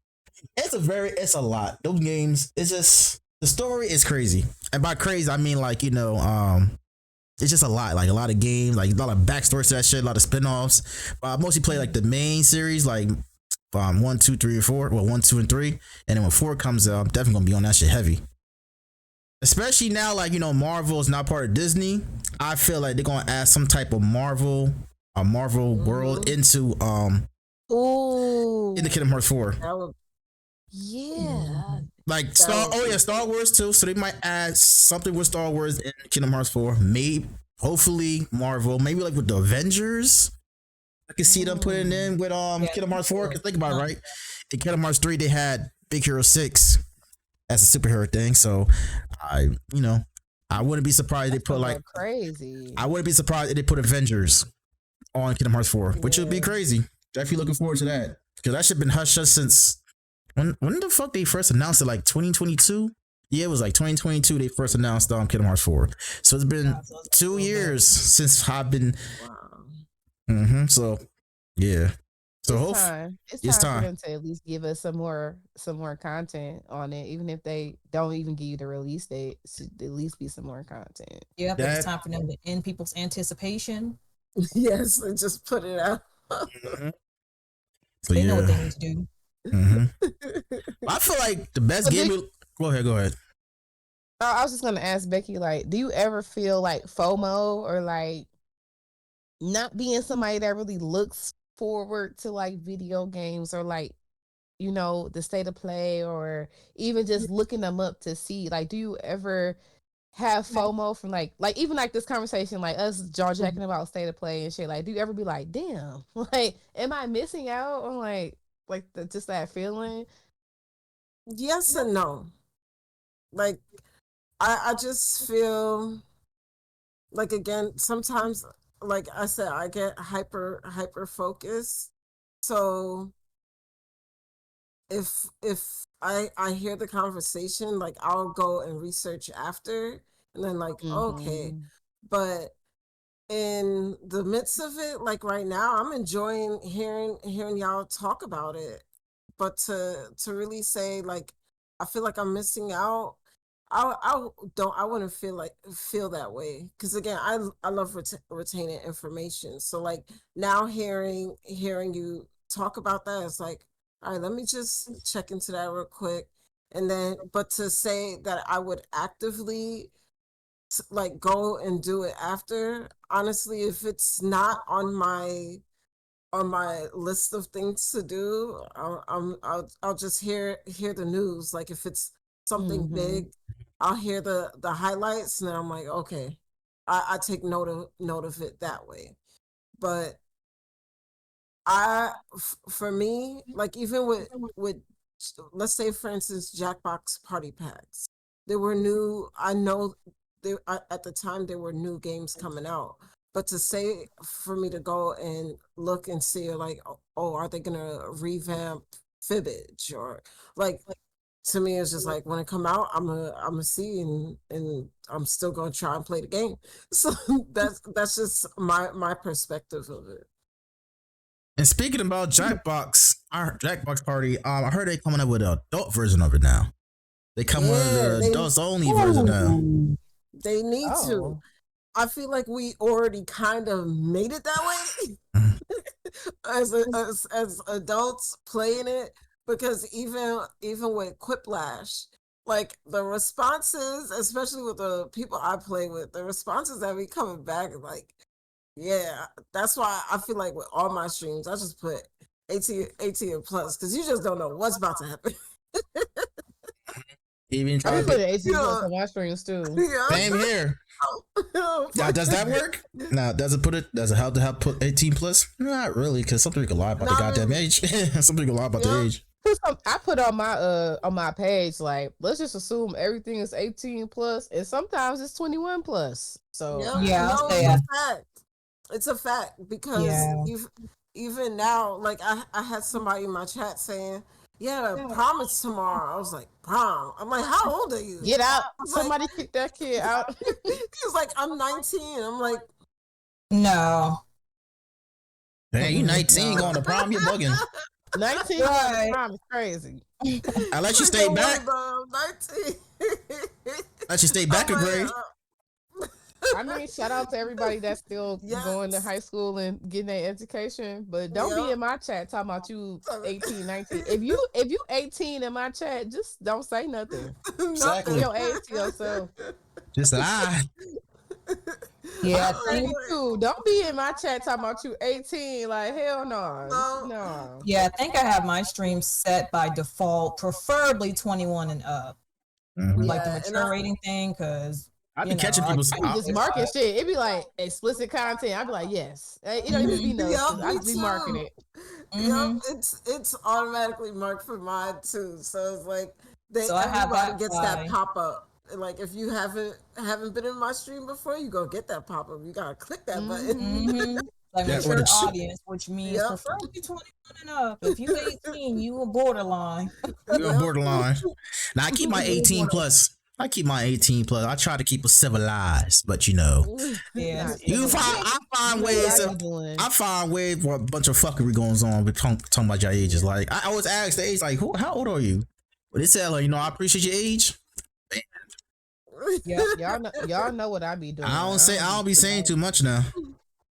Yeah, because like I'll tell you that the Jackbox, for instance, with Quiplash, it would ask a question like, what would you say if somebody were to bump your toe? I'm just make the hypothetical question, and then it would be like, these nuts. So like they would come up with something like that. It's hilarious, but it's still not intended for younger. And them in my kind of games too, because my personality comes out in them kind of games. Cards Against Humanity, all of them kind of games. Yes. Oh my gosh, it exposes me. Yes, Cards Against Humanity. I love That's that one of the one. games too. And the meme game too. The meme game. Oh Like yeah, the it's meme one. yes. Yeah, see. Like a digital version of Cards Against Humanity. Like I would love to play that on stream. Like I feel like There that would be might be a fun as digital fuck. version. There might be. There, I have to check. It might be. I'm looking into because there's tabletop. There's a tabletop emulator. I think that's the name of it, just tabletop. Mhm. And you could do card games like one night werewolf, even Uno and stuff like that. I'm looking into it because I want to like that's my comfort zone. Like I could like literally I have a ottoman just filled with the board games, the cards, everything. We haven't touched it in so long because it's been a lot. But like even being able to do that on stream, and then we can even network with us here and plan a group game, like do stuff like that. Like that's what I want to do. That's like, yo, let's go. I'm ready. I'm ready. I would love doing something like that, like a That would be tabletop fun. emulator, tabletop games on Mhm. stream. That shit would be fun as Mhm. hell. It would be. I'm telling you, like I'm looking into it because it's my birthday's. And first of all, happy belated birthday, Dre. Thank you. Appreciate it. Thank you. Thank you. Yes. Thank you. I was scrolling. I was like, oh shoot, I missed it. Nah, it's all good. It's all good. I ain't gonna hold you on that. It's all good. 29 years, y'all. I'm 29. I'm almost a year until I'm 30. I'm like, damn. I say you'll be alright. You'll be good. I'll Don't be even good. worry about You'll be it. fine. I was 2 turned. years past. Oh, You're trust me. fine. I was turned up for my birthday regardless. So. Oh yeah. Yes. We turned that last hour into a party too. Oh yeah. I had to. Oh, I went back and watched the VOD.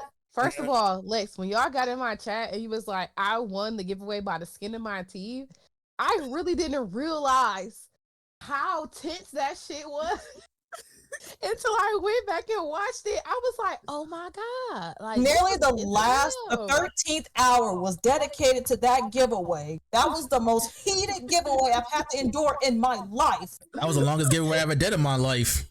Because normally, Listen, y'all. I If was y'all not wasn't in kidding. Dre's birthday stream, get in that stream. And even if you just watch the giveaway portion, that shit was so tense. I have never watched a giveaway that tense. Like, it was crazy. And then on top of that, my anxiety was going up the damn roof because this man had to walk away from the screen to go do whatever he had to do, left me and Cozy rude, and we're sitting there like, oh, this stuff. Like, yo, we. And the whole time, Lex, you was like, I don't be winning giveaways. I'll probably not go win. I don't be winning them. I don't even know why. Like, it was like, The only reason I won was because the other people that technically would have won before me wasn't able to claim was their in prize. Canada. One person wasn't in chat. most people was in chat. Yeah, one was in Canada, so I gave her a $25 gift card for even winning one. Even though she didn't get the mic, I just gave her a $25 gift card. Which, however, I just found out from her that in Canadian dollars, that's like $35. I'm like, oh shit. Well, Yeah. Yes, I said it might be more with the different, it's different currencies. mhm, Yep. Okay, with it being more, that's what's up. exactly. Yep. That shit took like a whole hour to do a giveaway, bro. That was the longest giveaway I ever done in my fucking life. I'm like, That was the damn. longest giveaway I ever watched. To even watch it on the vibe, but I was so engrossed in, like, I was invested. I knew what the results was, and I still wanted to see how we got there. Mhm. It was like that was about like 6-7 winners until Lex. It was literally the 7th attempt because I kept track. Oh, so see, in track. See, Literally. she kept that shit tracked up. 7. I lost count. Oh my God. I lost count. I just like, yo, I'm gonna keep on going to somebody. It's in chat and they claim the prize. Somebody won. They had a minute to say they're here. No wasn't there. Yeah. So I go do it again. Then I do it again and over and over and over until Lex was the last one standing. And she Yeah, get that and she bet it against herself. Like, damn, why would you do that? Yes, No, bet it no. against herself. No, because y'all really have no idea. Like, literally, my luck is bad. Like I said, I technically wasn't even the first winner. I was damn near the last. Me and Cozy. So that says a lot. That is true. I got That is true. lucky literally by the skin of my teeth, only because it touched Cozy's name with the right proximity on that damn wheel. Oh my gosh. Because there are plenty of times where I probably could have made it further, but then that damn thing just had to go over to my name, and I'm like, you fuck. I had to walk away a few times. I'm like, ain't no way in hell y'all just did that to me. Like, I'm sorry. And then Dre did elimination. You know, most people like they spin the wheel, and then once it land on somebody, that person won. Yeah, it's Dre like, was like, "No, we gonna just eliminate motherfuckers." That's how I do my giveaway. Make it more fun. Make it more intense. It did make it more alright. intense for sure. It sure was definitely did. intense. Especially when it goes to that fucking line, hit that line, that middle line, so you can hit either or. I think it happened twice, right? Because when I was spinning the wheel, right, that shit hits the middle part of somebody's name between two names. you know, had Lolex, 99G, and it's like, Damn. oh, I was in chat going off a few times. I'm like, this fucking wheel. Like, I'm in there going off. You got them first few ones. You got eliminated early as hell. Exactly. See? That's why I bet it against myself. Mm-hmm. And for those that didn't claim their prize, I took them off the wheel and then I put the ones I didn't win back on the wheel and then do the shit over and over again. Killed me because each time I got out, I'm like, okay, well, I have a person I'm rooting for. Then that person would get it, and I'm like, yo, where is you at? You better be praying that person ain't there so you get another chance. That's how I see it. And you had plenty of chances. Plenty. But yeah, that shit was tiring for me, man. I was tired. So I'm like, I kept on continuing streaming after the 12 hours. After the giveaway, I was thinking about continuing to stream, but I'm like, man, I'm fucking tired doing this shit. I'm going to bed. Like, nope, go to bed. I'm tired. I've done enough. I was dancing on my stream. I was sweating in my stream. I'm like, yeah, I'm done for the night. No, that sweat was crazy. And the crazy thing about it, I had the fucking AC. I had the central air on too. Maybe because when I'm drinking and me sweating a lot. Like I was drunk, but I wasn't drunk. When I'm drinking, I sweat. I guess I sweat the drunkenness out of my fucking body. So I was still able to conduct the giveaway right. Surprised I don't know how I did that. Surprised I did that shit good. No, you handled that really well. You even got your own sound alert from that now. Oh yeah, I do have my own sound alert. I took it off right now so you can't really hear it, but it's a clip of it on my stream on my profile. So if y'all not see that clip, it's one of my feature clips too. So if y'all have not watched it yet, make sure you do. Hear the sound alert. Yep. Just go hear that sound alert. I have my sound alert though too. So definitely check out the clip. Oh, cigar. What's in your hand? Oh, I thought it was a Chico stick. You keep flicking it. Yeah. Nah, this is what I got from my friend at his at the wedding 2 weeks ago. Well, 3 weeks ago now. You ain't have to fist it like that. Right, that friend was not playing. Here you go. Huh? I said that friend was not playing either. He said, "Here you go." I don't even smoke cigars like that either. They just probably one we use that as a prop as when we was taking photos and shit like that. I don't smoke it. Oh, y'all can see right there too. Hold on. Put it down. All right, here we go. You was drinking Fireball? B-more just told on you in chat. You was drinking Fireball? Yep. I don't give a fuck. He was. That's where that sound alert came from. One of them shots was a little too spicy for him, and he had a very lovely remark about it, and it was too perfect. I had to clip it. I don't care. Listen, look, that's my favorite type of shot I like to drink. What's everybody's go-to? I love Jack Daniel's Tennessee Honey, but I also love rum, any type of rum. I'm a bourbon drinker. I'm bourbon whiskey drinker. So, like Bullet, what's that other shit I be drinking? I don't know. All of them bourbons, the good ones, Yeah, I'm actually with Melly on that one. Most of my stuff has been whiskey related. For me, it's whiskey, either whiskey, cognac, or vodka. And I love beer. I love beer. Oh, me too. IPA. Okay. So there was this bar I went to in college, they had this IPA called Brooklyn Mischief or something like that. It was like the alcohol level was like 13.4 or something on it. Jeez, I love a strong beer. Yes, and it was so good. Like the taste, it wasn't, because IPA could be a bit bitter, but it wasn't. Mhm. It was really good. Like I could drink 2 glasses of that and just feel real good, just like vibe out. But I love that. yeah, like the IPAs, Blue Moon, like Apple Orchard. I actually like the Rose Moscato for Apple Orchard too. Oh yeah, that Angry Orchard, like Angry the Orchard, rosé. yes. Angry Oh, Mhm. so Orchard. if you like Ooh. IPAs, but you like juicy ones, try that juice. Have you had the Juice Force, the Voodoo Ranger Juice Force IPA? No. Okay, so if you like IPAs, but you also like juicy flavors, or like you don't Yes. want to be like too bitter, Mhm. those Voodoo Ranger IPAs, especially the Juice Force almost tastes like orange juice. Okay. But it's so good. It's super good for the summer. It's a bit sweet for me because I prefer bitter flavors, but it's Mhm. one that I like to drink on like a hot day or like a really nice day, and it's so good and it's strong. It's like I think that boy might be like 8-9%, but it's Wow. super good. So it's a Voodoo Ranger Juice Force IPA. I was I gonna say, recommend that one highly. I'm gonna try it. okay. Yeah, I Yeah, I like Angry recommend that Orchard. one. When it comes to Yeah. Angry Orchards, boy, I could drink that shit all day. I could drink a whole case by Mhm. myself. It's juice. It's like It juice. Yeah, I it's could like really drink it juice. all is. day. It's like juice for me. Hell yeah, I drink that. I drink a whole case just myself. Mhm. Like damn, girl, you be drinking so Like much like no that. apple juice. No apple Yes. juice. I like the crisp apple one though. I don't like green apple. Crisp Yeah, the green apples, it's It's juice. weird. is weird. I like the crisp apple the best. I like the Yeah. crisp apple Yes. the best. See, I like mine in a bottle though. I don't like it in the can. I don't know. It tastes kind of funny when you drink it in the can than the bottle one. I've never had Angry Orchard in a can, and I don't Neither want to have either. I. Nah, I don't have Yeah, it in the Yeah. can. It's good on It's not tap. worth it. I'll say it's usually Off tap? better when it's in the bottle. Oh yeah, tap. I like tap too. I go to Off tap Mhm. banger.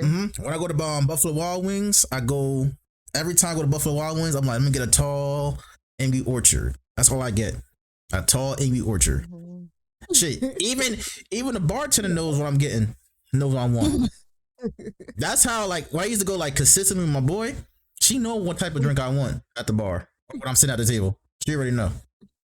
When it comes to food, she knows. She already know the food too. I'm like shit. Saves me from I talking. love being a regular. It's nothing like being a regular. You come in, Right. you make eye Yeah. contact with somebody, and they Mhm. already know. And then you just yeah, they just do that continue. quick little nod, like I got you, and they get to Mhm. work. And it's like, see, that's Mhm. Even that Wawa's for They me. walk up to the table like, "You want something different today?" You say no, and they come back with the shit you already want. Mhm. Yep. Even that one. Nothing like it. Even when I go to Wawa too, like they already know what type of ice. I get the ice cold brew coffee. Yeah, the ice cold brew. They already know what I want. Vanilla, with some sweetener and whipped cream on top. They already know. When I ask for a special order, like you want whipped cream, I'm like, yeah, you already know. You Say no already more. know. Mm-hmm. Yeah. I get the same. I get the same old shit. Never I change. love being a regular. I love being a regular. Yep. And I like seeing the shock on people's faces when you get something different too. Yeah. You be Mhm. like, I as a know. matter of fact, let me try this. They be like, oh, Oh. you getting spicy? Right. All right. So, um, Becky, what advice would you give to someone who's going through a rough time right now when it comes to streaming? I would say number one, it's okay. Right? Don't think about like whoever's watching. Don't think about your views. Don't think about that. Number one, process your feelings. Understand why you're feeling the way you are. Then you could address those issues. Don't, and I feel like that in just life general, because once you know why you're feeling the way you're feeling, it's easier to pivot than just feeling your feelings. Mhm. Because, and I say that in the sense of, let's say you get follow botted, and let's just use that as an example.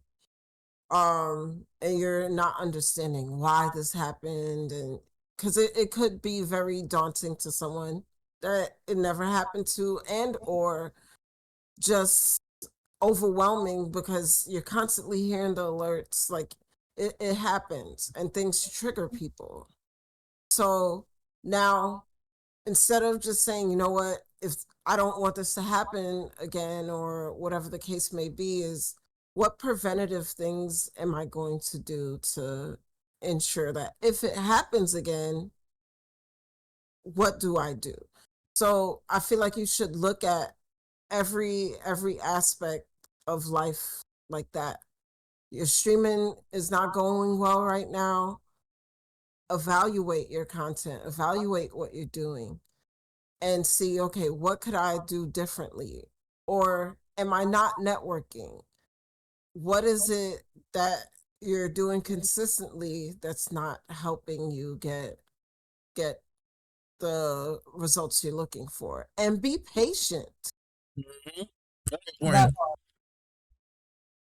Because again, like I said, even for me, there's been times where I get I did a 12-hour stream starting like 1 p.m. No, 1 a.m. to some till the morning time. I think I ended at like maybe 10 or something like that. I don't remember the numbers. I'm not counting right now. But nonetheless, that stream randomly, I had a really highly engaged stream. But then the next stream, it was like maybe 5 people in stream. So am I gonna stop streaming? Did that deter me? No.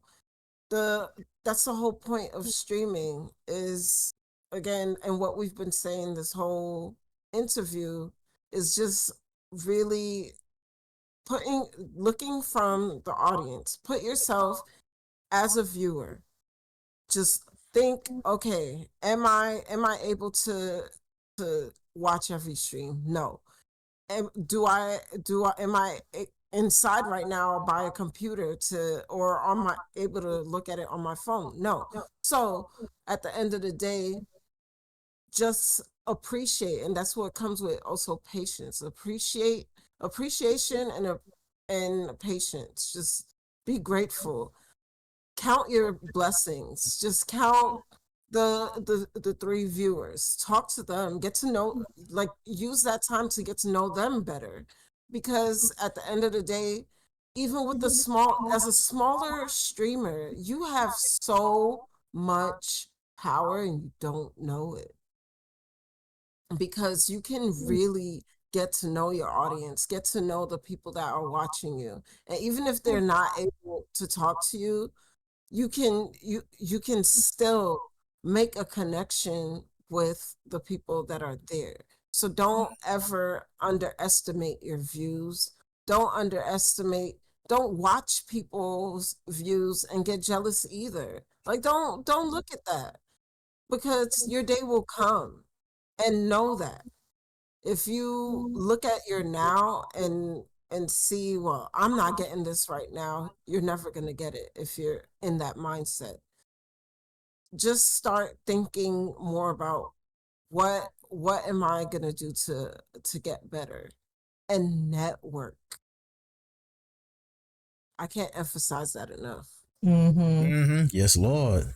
Yes, Lord. Network. Very Even just good being advices. yourself in other people's chats. Like, you just get in somebody's chat and you just be yourself. And Yes. you don't even have to mention that you stream as well. You can literally just get in somebody's chat it up with they people in their chat. You know what I'm saying? Chat it up with them, and people gonna click on your name to see if you stream or not. And Exactly. if you're you're not a streamer, sometimes people will follow you. But if they Yep. see you a streamer, they're gonna be like, oh shit. And then you might see people from other people chat in your stream just from you just yapping, like just being yourself. Mhm. And remember, you're your own biggest critic. So Yes. sometimes that could be a good thing, sometimes that can be a bad thing, but you gotta think of it this way: you are your number one supporter, not Yep. just True. streamer. You are your number one supporter. Go Yep. back to your VODs. Maybe you'll see Mhm. if you go back to your VODs as a viewer. Leave that streaming stuff out. Go in as a viewer. Be like, okay, if this was my first time, let's say I'm somebody else. I come in for the first time. Would I follow this person? Like, critique your own stuff. See what you can Yep. improve on. Mhm. You can't blame viewers because at the end of the day, you're the one providing the content. Exactly. Especially for me, like after I'm done streaming, I watch my VODs and see what I could improve. Cause like me being a streamer for like 3.5 years, there's always room for improvement. What can I Yes. do? Like if my mic sound good, does my audio sound good? Does my webcam look good? Cause sometimes your own people in the chat won't tell you.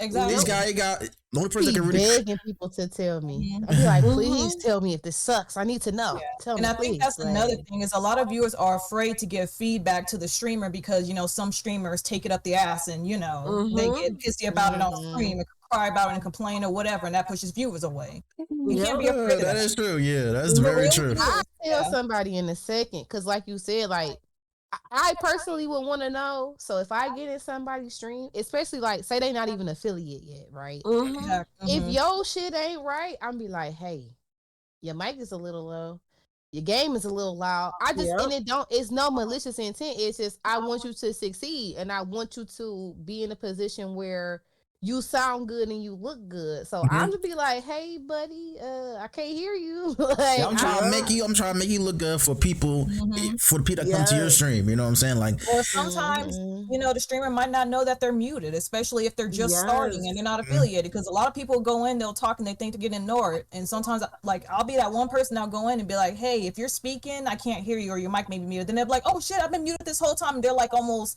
like an hour in. And I'm like, oh my gosh, and no one told this person or thought to maybe because bring that I up. be yapping, and people be like, "You talking to us?" I be like, Yeah. I have my moments like that too. Yep. It happened to me this morning. We all have those Legit. moments. I "It's was good having to a be whole solution based." Yes. Be And solution based. and that's why even for me, like right now, even outside of my Discord, and I have this issue, right? I'm very big on I help everybody, and then sometimes I help so much I don't make time for me. So like even right now, and there's other communities I'm a part of. Like I already set up like a lot of information for people to go to, especially new streamers, like how to really optimize your bit rates. Like some people just think I'll just use the regular 6,000. No. Put that if your internet, not your computer, if your internet can handle 7,750, it's a very specific number, 7,750 bit rates, and you're using action-packed games, it makes the difference, the biggest difference in your gameplay and how it looks on your VOD. It's like the most smallest thing, the most little tweaks, knowing how to separate your audio. Like different things like that compared to your VOD. Just being that support again. Treat people the way you want to be treated. If I had this support, if I didn't have to do the research myself and had somebody to come and say, hey, do this, like I feel like even starting would have been a lot more better. So why can't I use this opportunity to be that person for somebody and help them just know, hey, it's okay. I think I got this mic in December, and I was streaming with a Radio Shack mic. Like, but you would have never known. Radio Shack is crazy. Right. I didn't have Radio Shack since fucking 2013. Yeah. I'm so serious. So it's like I'm telling you, it's like it really there's a huge just making an impact. Being there for for people, just being able to say, "Oh, I know you like your mic, but it sound horrible." Like being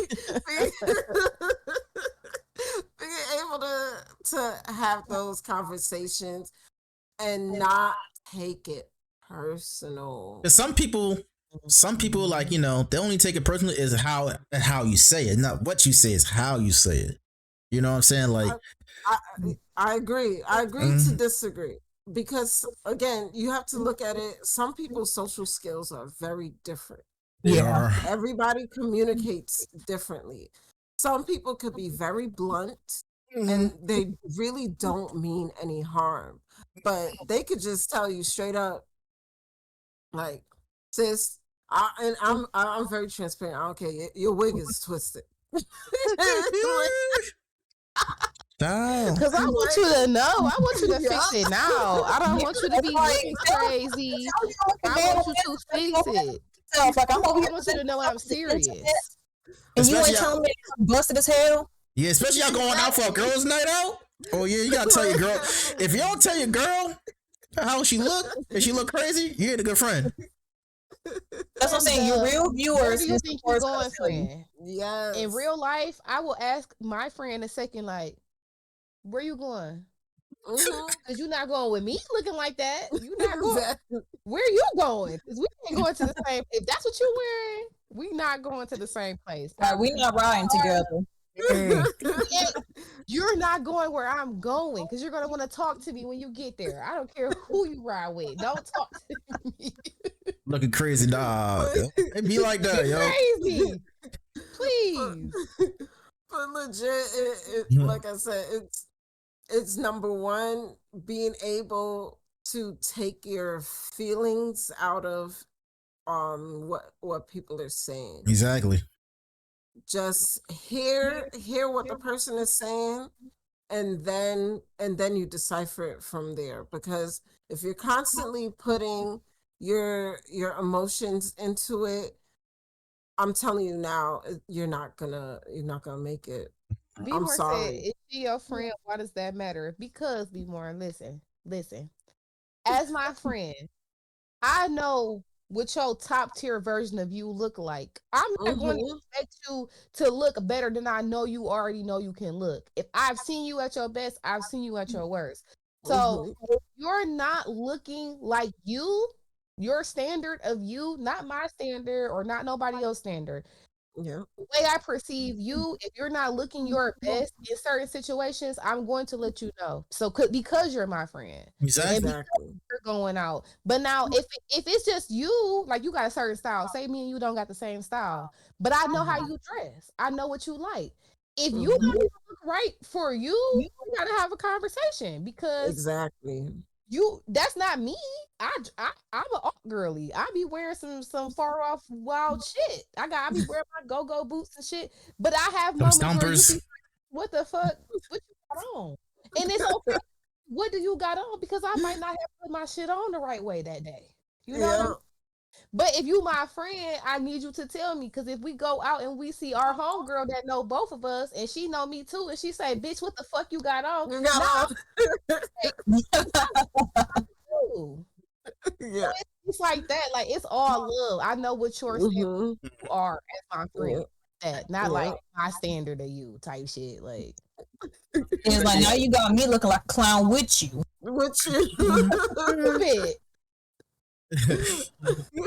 So, Beck, I got one more question for you, then we go end our podcast.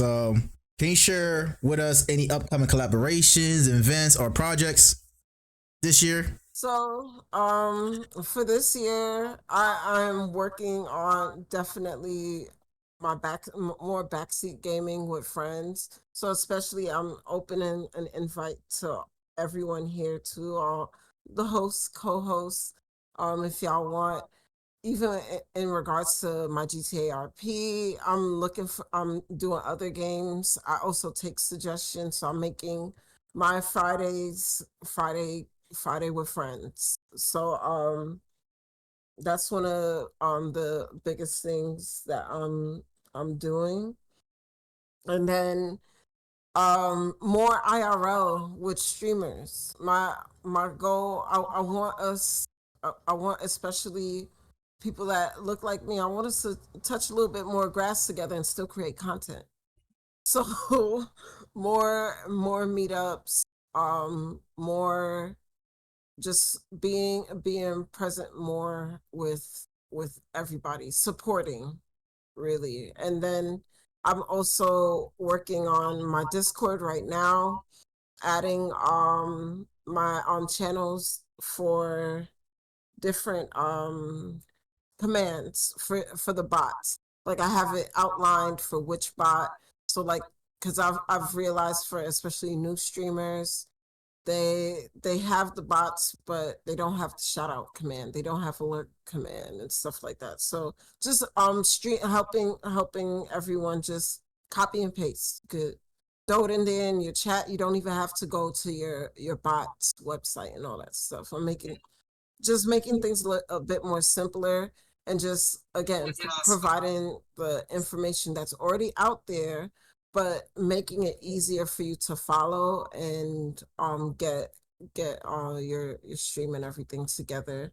And I've also been hosting raid trains with the Sizzle Gang. I'm working on something else too, in terms of just making it bigger so that everyone can support, especially up and coming streamers, and making it more productive. Because I also don't want us doing this and getting a bunch of people affiliated and doing partner pushes and stuff like that, and there's still like let's say the non-affiliates don't even understand how to converse with their audience, or just even a simple hey, thank you for the raid. It's just like, hey, like I I've seen it. Them dry ass, hey, thank you for the raid, like them dry ass. Like I'm not obligated to bring my audience to you. I raid you, and the audience is looking for a welcome, and you're just like, man, I try to snatch my audience back. I'm like, all right, y'all.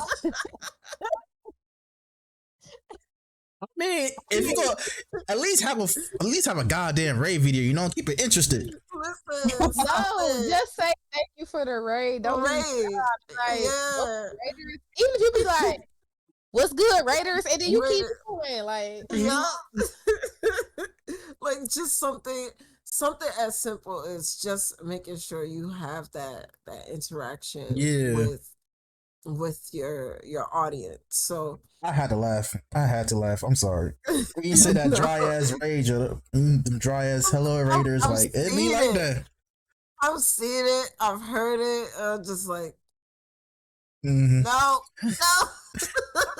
Feeling so awkward in streams when I be talking to the streamer and they don't be talking back ever. Yeah. Like, and it's like I see you. Like I can see if you don't got no camera, but I see you. I saw that you clicked your eyes over. You cut your eyes. You gonna just you're not gonna respond. Like I understand if a game is intense, but like goddamn, at least acknowledge your raiders. You know what I'm saying? The person's raiding you for a goddamn reason. Watching them, they be cutting over and looking. Like if you turn your head like this, and we know you looking. You proceed to not say nothing, and then go back to playing the game. What are you doing? Turn your camera off. Turn it off. That's why I always have sound. That's why I always have sound alerts. Always have like a little sound thing every time somebody like chat with me on my chat with me in my stream. I have some type of sound alert to let me know who's chatting with me. So that way I don't feel like I'm ignoring them. Or if I'm playing a game that's like very intense, I look at chat, I'm like, yeah, I'm gonna catch y'all later. I'm gonna catch y'all. Give me a minute real quick and get back to the game. And I see y'all. That's why I don't cam stream. Yeah, For real though. The time Because if I can't see you, I don't know what you doing. If I can't see you, I'm okay if you don't talk back to me because I don't know if you looking. I don't know if you seen it. But if I see you look at chat and you not talking to nobody, I feel away now. I'm upset. Yeah. Half the time I get ready, I'm getting my ass whooped on the game. Like you got the most intense, heated moments, and I'm really trying. Then I get a raid. I'm like, damn it, I can't see who's raiding me. Thank you for the raid. I'm getting my ass into right now, but hold on, I'll do my introduction momentarily. Exactly. Something as simple as that can make the biggest difference and still capture the audience. So then they're not like, all right, I'm clicking out. Because people be so, I know it, because people be quick to click out. Like, all right, next. And just that simple acknowledgement, be like, all right, let me see what she come out, and then let me see what's going on. Yeah, like it makes the biggest difference. Yes, so, like I'm gonna at least wait until they stop being intense moments. Yep. At least wait. Yeah, I learned that when it comes to intense moments in certain games, I make sure I look at chat like thank you, rated, blah blah. And after I'm done doing what I'm doing, I hit the raid video for y'all so you can enjoy, then come back, and then I'll probably introduce myself. Like I said, I see y'all in chat. Just give me a minute, like give me a minute. Yep. I'll be taking that's still acknowledgement though. That's still an acknowledgement though. Like that'd be enough. Just acknowledge. And that you can keep going about your day, but don't act like you don't see us. Cause and don't wait to went somewhere else. And don't wait 2 whole minutes after you done already got the raid to then say something. It's like you, especially if you have sound alert. Yes. Especially if you have sound alerts, there is zero excuse, cam or no cam. You have a very distinct alert that you put for a reason, so you know when you get a new follow, a new raid, etc.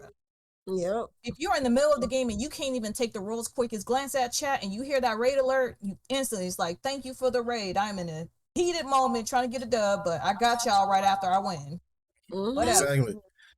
Exactly. So just knowing that and seeing it, because it happens more often than it should, just again providing the information and just being that person to just, even if it's pull you to the side or hey, hop in Discord VC real quick, let me chat it up with you, like just providing that's my ultimate goal right now is number one, improving my content and helping at the same time, because I feel like one hand washes the other. Because even for me, I would love for someone to hit me up and say, okay, Becky, I feel like when, let's say in RP, when I'm just trapping, like I feel like that time you could do story time or something like that. Like, just little implementing certain things that could just make a bigger difference on just overall gameplay. I feel like it goes hand in hand on both ends of the spectrum. So yes, Lord. Well, that's the end of the JungleCast podcast. Becky, I want to thank you for coming to the podcast, showing love to all of us and taking the time of day to discuss with us about everything. Let me see that shirt before we end. Let me see that shirt real quick, Dre. The West Bunny shirt. Bunny gang. This is Low Lex shirt, y'all, by the way. This is Low Lex shirt, by the way. Dub. If you see me throw out the dub, you know why. Yes, sir. Made and raised, okay? West Coast down to the bone. I got love for everybody. Yep. And I love this shirt, though. I love the quality of the shirt. I love how it feels, too. Yeah, it's really nice. I got Bobby more of these Bunny Gang shirts. I just wanted to ask the chat too, if anybody got any more questions too before we end. And if not, then well, thank you, Becky, for coming through. I appreciate y'all. This was really fun. Really fun indeed. B-More said she got a question. B-More got a question. All right, then B-More, we are waiting for your question. I know B-More be having good questions too. She be having some good ass questions. Shout out to B-More, because B-More be the ones be It's the only one in chat that be asking a lot of questions, and that's good. Very good indeed. I love it. I love it too. I love doing the podcast. I really love doing this. Mm-hmm. Sometimes I get nervous by default, y'all. Just to let y'all know, I do be getting nervous by default every time I'm on the podcast. I was telling B more earlier in her chat that I'll be getting nervous, but she said I can't remember who she said the R&B artist was, but she said it's an R&B artist that said that no matter how long she been singing, she get nervous before every show, and it's just because she care about her craft, because it mattered to you. Like you nervous because you want to do well. Exactly, that's how I feel. So B1 got a question for you, Becky. What is your gaming toxic trait? Monifa, that's what it was. Okay, so I would say, I in a sense tunnel vision. So I would, if I'm in it, I'm in it. I could be tired and eyes like about to close, but especially like RP, if a scene is giving what it's supposed to give, I'm staying on. I'm plugged in. I want to get through it. And then once everything like kind of relaxed down, then I'm like, all right, I'm going to bed. That's it. But I'm gonna stay up. I'm gonna do it. I'm gonna get through it and do it. But I would sacrifice my sleep, which turns over to a lot of stuff, especially being a parent, and you could essentially say a stay-at-home mom. Like it does take a toll, but I do it. All right. She said, when is your next stream? My next stream is Monday, but I might do a pop-up one tomorrow because one of my good streaming friends always tells me this, like, yo, we are too grown to be playing the games off stream. And I'll be like, you're right. You are right. So if I go into the city that I've been flying into, I would definitely stream it. But Monday, as of right now, my days are Mondays, Wednesdays, and Fridays. All right then. If y'all have not followed Becky Boo, make sure you follow her right now. Not tomorrow. I already did. I follow back.